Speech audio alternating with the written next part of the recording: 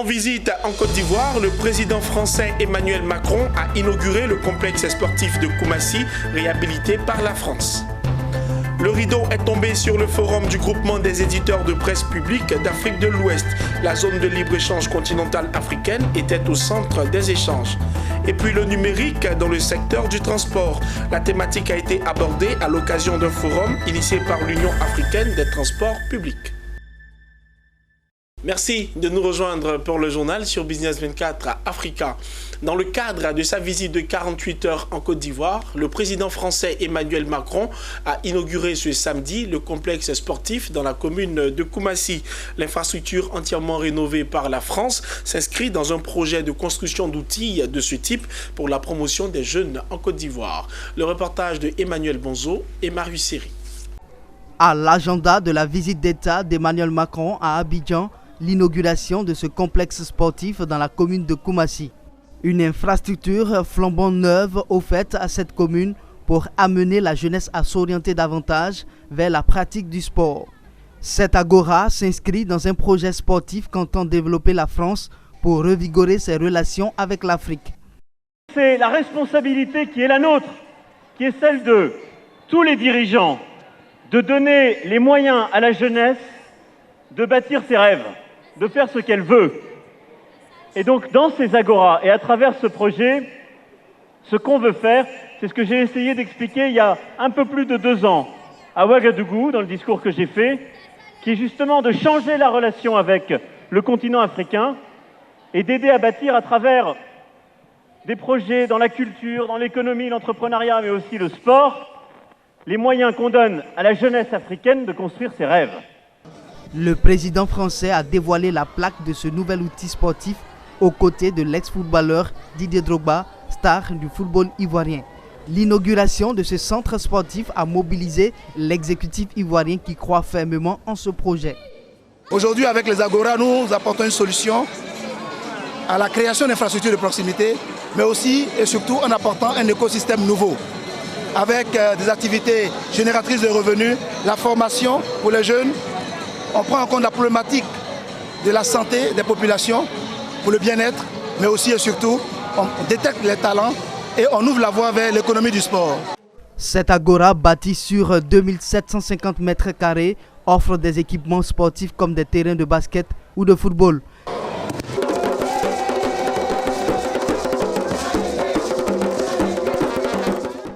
C'est d'ailleurs sur le terrain de foot que s'est effectuée la passe à 3 entre Didier Drogba, Daniel Cablon-Duncan et Emmanuel Macron.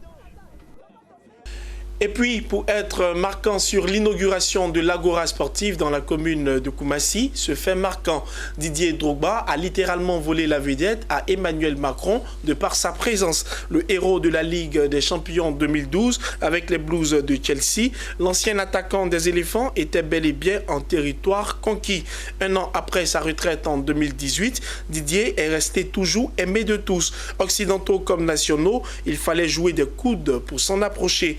Et le public, comme les grands jours de match, chantait ses éloges. Les tout petits criaient encore plus fort pour se faire entendre.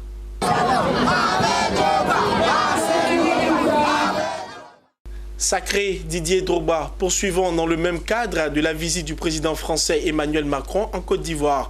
Eh bien, ce samedi, le groupe Agence française de développement a signé 3 nouveaux projets dans le cadre du déploiement de l'initiative Choose Africa sur l'accompagnement des petites et moyennes entreprises en Côte d'Ivoire. La cérémonie a eu lieu en présence du ministre ivoirien en charge des petites et moyennes entreprises, accompagné de son homologue français, ministre de l'économie et des finances. Le reportage de Pierre Tebeu et Léon Gilbert.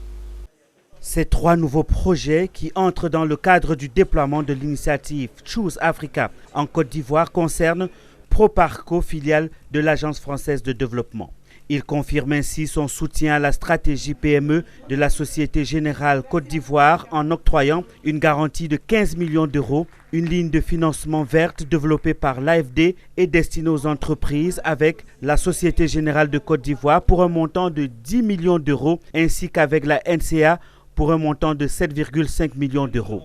Le ministre français de l'économie et des finances, Bruno Le Maire, a également annoncé le financement de 165 millions d'euros par le biais de l'Agence française de développement aux entreprises ivoiriennes.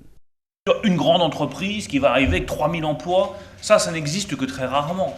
Ce qui permet le développement économique dans chaque petite commune, dans chaque territoire, ce sont les PME. Eh bien, nous avons voulu faire le même choix pour l'Afrique et le même choix pour la Côte d'Ivoire. Et le problème africain numéro 1 pour le développement des PME, c'est l'accès au financement. C'est très concret, vous avez des idées, vous avez des projets, et l'Afrique fourmille de projets, d'idées, de dynamisme, d'enthousiasme, d'initiatives. Il y a une volonté entrepreneuriale en Afrique qui est formidable. Il y a une volonté entrepreneuriale en Côte d'Ivoire qui est tout simplement exceptionnelle. Et lorsque j'ai lancé Choose France au Sénégal, j'ai vu cet enthousiasme-là. Mais il ne faut pas que cet enthousiasme soit déçu, parce que quand on arrive au guichet de banque, on vous dit « ah ben non, il n'y a pas d'argent ». Parce que développer une entreprise sans argent, ça, je ne sais pas comment on fait. C'est comme faire rouler une voiture sans carburant, qu'il soit fossile ou électrique, ça ne marche pas. Donc il faut développer ce financement, et c'est tout le sens de Choose France.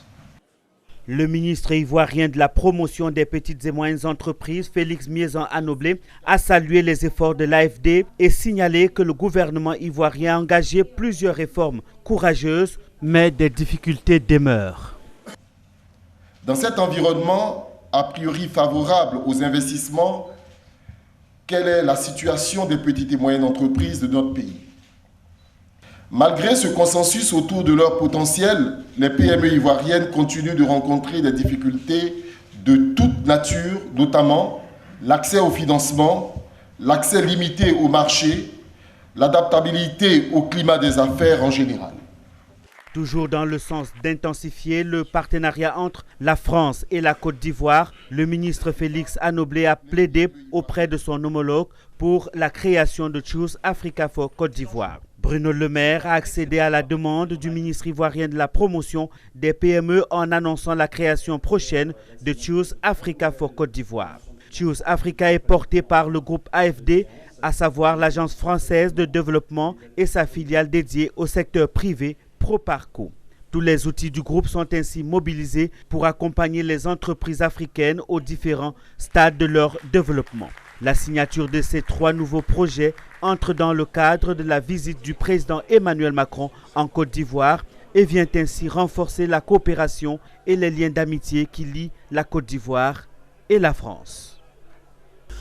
La ZLECA, la zone de libre-échange continentale africaine, était au centre des réflexions à l'occasion du forum organisé par le groupement des éditeurs de presse publique d'Afrique de l'Ouest, GEPAO.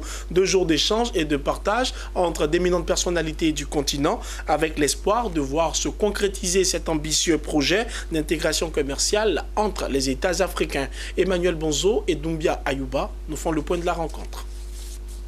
Mise en place pour dynamiser le commerce intra-africain, la ZLECA est considérée comme le projet panafricain le plus abouti. Elle regorge d'énormes opportunités qui méritent que se saisisse le continent pour rattraper son retard d'industrialisation. C'est en substance les conclusions du forum d'Abidjan du groupement des éditeurs de presse publique d'Afrique de l'Ouest, GEPAO. Une rencontre où les participants ont affiché leur enthousiasme de voir se réaliser ce projet majeur pour le continent.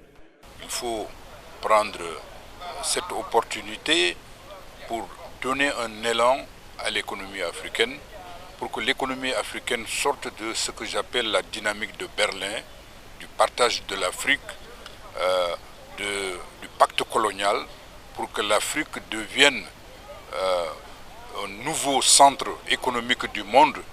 Pour que l'Afrique puisse jouer pleinement son rôle dans la nouvelle ZLECA, il faut que nous réfléchissions à comment nous allons avoir des économies beaucoup plus compétitives, des économies de transformation de nos matières premières, pour que, enfin, l'Afrique et les Africains cessent d'être des pourvoyeurs de matières premières aux autres et servir de consommateurs des produits finis chez les autres. Et ça, c'est une ambition, c'est un défi. La ZLECA va donc changer le visage de l'Afrique en créant les conditions d'une intégration plus réelle au plan commercial. Elle fait cependant face à certains obstacles pouvant contrarier ses objectifs. C'est pourquoi il lui revient aux initiateurs de faire de ce vaste marché de libre-échange un puissant accélérateur de la croissance économique du continent. Il est bon de noter que le forum de la GPAO à Abidjan s'inscrit dans les festivités des 55 ans d'existence du groupe Fraternité Matin. 34 agents de l'UNACOPEXI, entendez l'Union nationale des coopératives d'épargne et de crédit de Côte d'Ivoire, ont été récemment célébrés à Abidjan. Il s'agit des agents salariés qui se sont distingués à l'UNACOPEC par la qualité de leur travail, par leur abnégation et leur contribution significative à la transformation socio-économique de la Côte d'Ivoire. Des tableaux d'honneur et des médailles d'argent et de vermeil leur ont été remis en guise de reconnaissance de la nation ivoirienne. On les découvre dans ce reportage de Mon Désir Nascimento Odifini et Tima Traoré.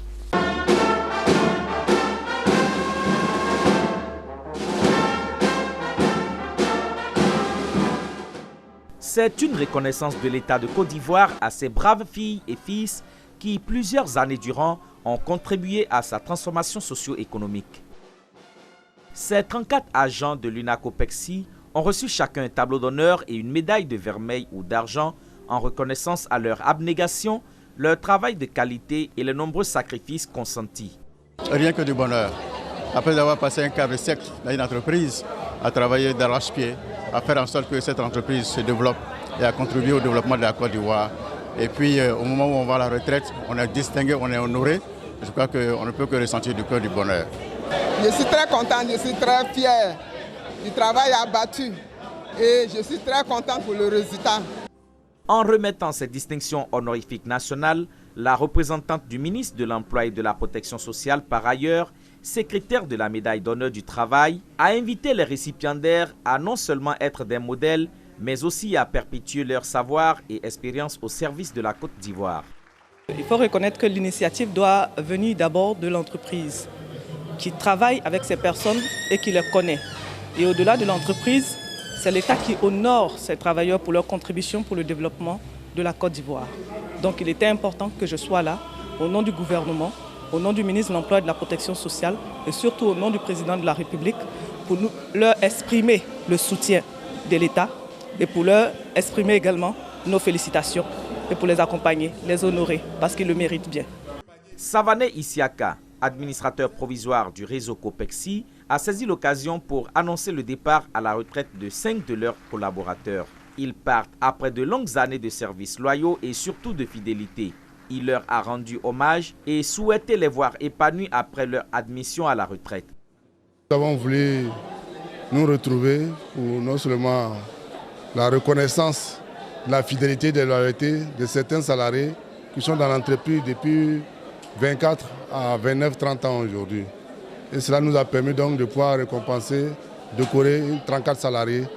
Alors, pourquoi cela? C'est juste donc le témoignage d'une reconnaissance. Il n'est pas évident de faire plus de 20 ans dans une structure. Voilà, il faut avoir de l'amour, il faut pouvoir respecter les normes, les principes. Et donc nous avons voulu faire ça pour que les jeunes qui arrivent, qui sont là déjà, tirent l'expérience des doyens qui sont là et faire en sorte qu'ils voilà, puissent un jour aussi bénéficier des médailles, voilà, des décorations. Leader de l'inclusion financière en Côte d'Ivoire depuis 43 ans, l'UNACOPEXI s'est positionné comme un puissant levier pour l'employabilité et la création de richesses. Elle compte à ce jour plus d'1 million de membres bénéficiaires ou usagers et 136 points de service.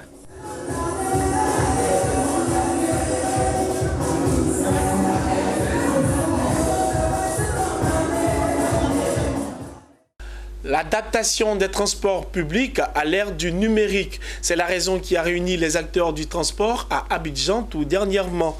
Un forum initié par l'UATP, entendez l'Union africaine des transports publics, dans l'objectif d'accroître l'efficacité des transports en commun grâce à la digitalisation. Le reportage est de Walter Kofi et Ezekiel Siri. Il est commenté par Betty Kwaku.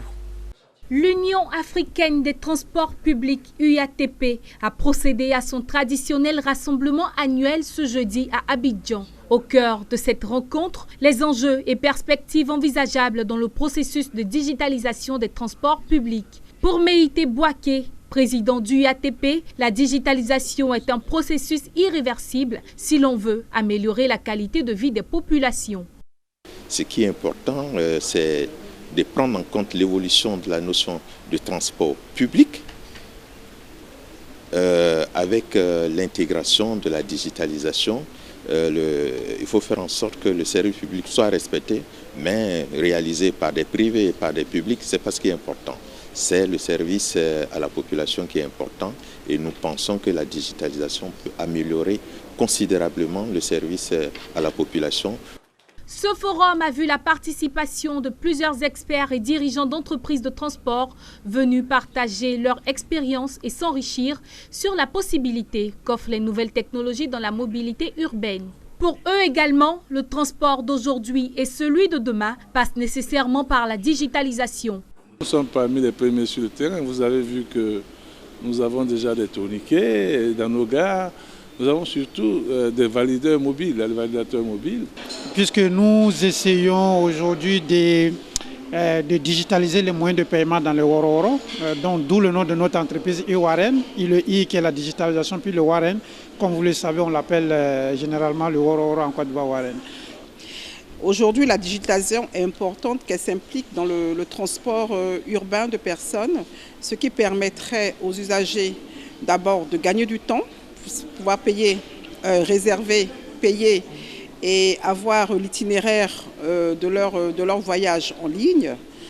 L'UATTP regroupe les professionnels des transports publics de personnes et des marchandises en Afrique subsaharienne. Créée en 2002, l'association, dont le siège social se trouve à Abidjan, vise à améliorer la qualité de vie et le bien-être économique des populations à travers la promotion du transport durable. Ce forum s'inscrit dans la mission de l'association qui est de sensibiliser les décideurs et les parties prenantes sur les solutions de mobilité urbaine. La revue internationale des sciences de l'organisation RISO a été récemment présentée à la presse. Le document traite des sciences de gestion et les particularités du contexte africain. Cette revue au bénéfice des chercheurs a pour objectif de proposer des écrits permanents, de revisiter plus largement les théories managériales ainsi que les théories en sciences sociales. Le reportage est de Zeynab Dosso et Doumbia Ayouba. Les sciences de gestion sont la bonne voie permettant à l'Afrique d'asseoir sa réputation internationale dans le domaine de l'enseignement supérieur et de la recherche. C'est ce qui a été développé dans la revue internationale des sciences des organisations RISO du réseau des universités des sciences et technologies d'Afrique. L'heure était de présenter cette revue au bénéfice de tous les jeunes étudiants doctorants pour la publication de leurs articles. La RISO, c'est un outil pédagogique, c'est un outil de formation. Nos doctorants, nos thésards, il faut qu'ils puissent faire des publications. Les publications se font à travers cette revue qui est internationale. Et l'objectif de la revue, c'est de montrer que l'Afrique peut contribuer à une discipline jeune qui s'appelle les sciences de gestion. Qui est en essor à travers le monde, parce que le monde moderne, c'est un monde complexe, on a besoin de le comprendre, on a besoin de le mettre sous contrôle si on y arrive, et donc les sciences de gestion sont ce qui permettent effectivement de relever ce challenge. C'était aussi le lieu de célébrer le classement de la RISO en tant que revue émergente par la FNEJ, Fondation nationale pour l'enseignement de la gestion des entreprises. Une satisfaction pour le groupe RUSTA à travers la vice-présidente. Nous restons à votre disposition et la RISO, le RUSTA sont aujourd'hui votre maison.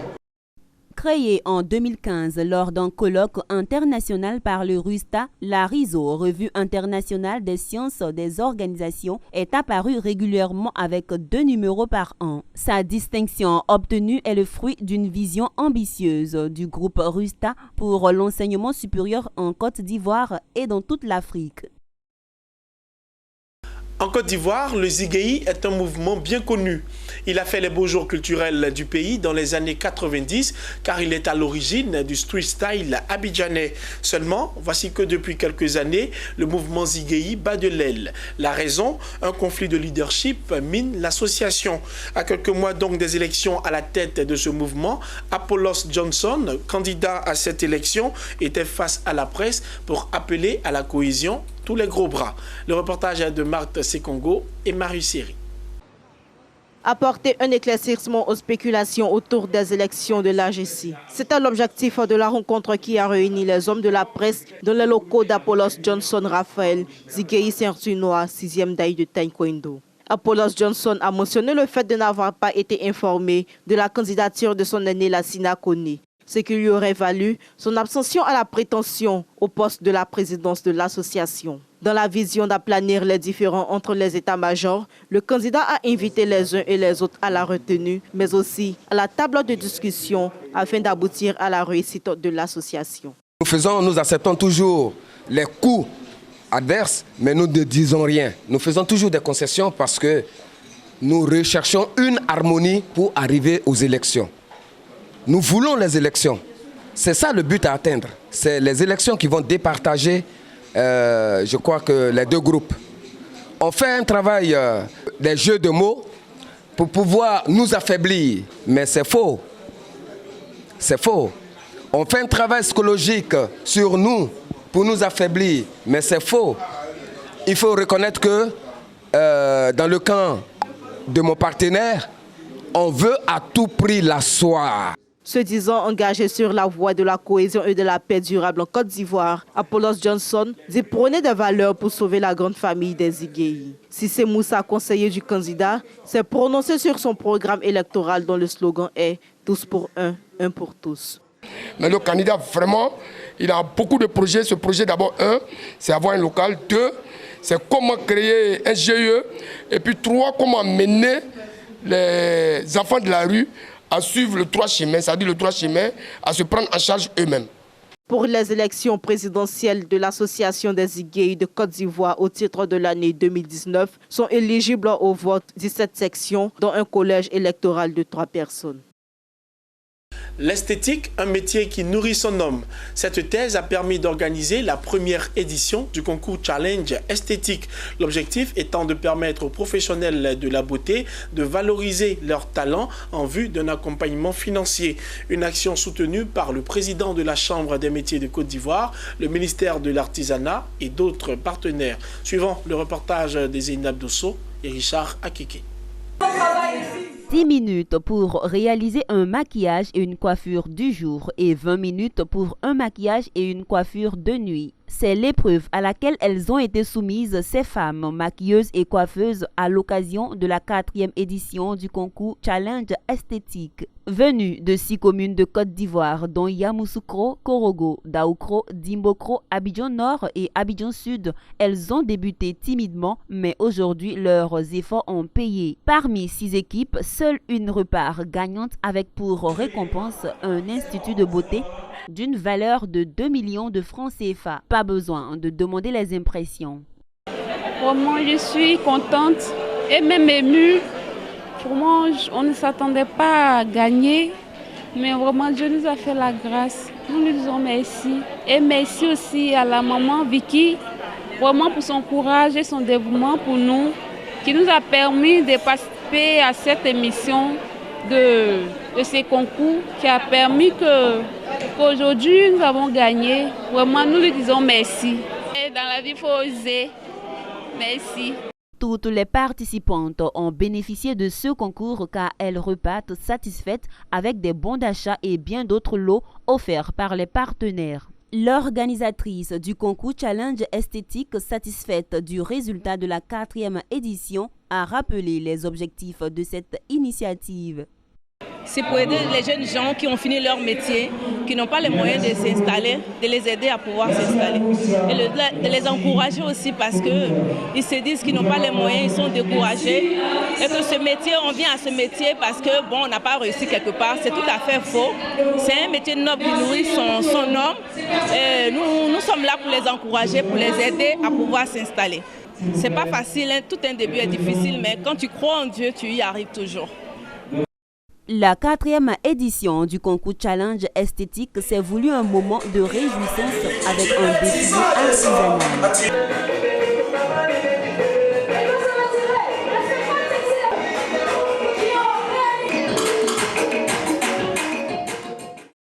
Ce concours s'inscrit dans le cadre de la valorisation du secteur artisanal, un des piliers du développement de l'économie ivoirienne. Merci de nous avoir suivis et bonne suite de programme sur Business 24 Africa.